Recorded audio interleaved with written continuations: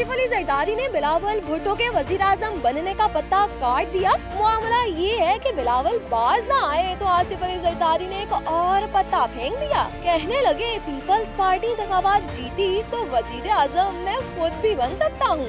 ये बयान कोई मामूली अहमियत का नहीं बल्कि बहुत बड़ा यू टर्न है। असल में हामिद मीर को दिए गए इंटरव्यू के बाद बिलावल नाराज हो गए थे अपने वालिद से। बाद में वो मान तो गए पर अपनी पॉलिसी से हटने को जरा भी तैयार नहीं। ताकतवर हलकों को बिलावल भुट्टो की ये बातें बिल्कुल पसंद नहीं, इसलिए पीपल्स पार्टी के लिए मुश्किलात हो सकती हैं। राव अनवर का अचानक मंजरे आम पर आकर जरदारी साहब पर संगीन इल्जामात लगाना कोई मामूली बात नहीं।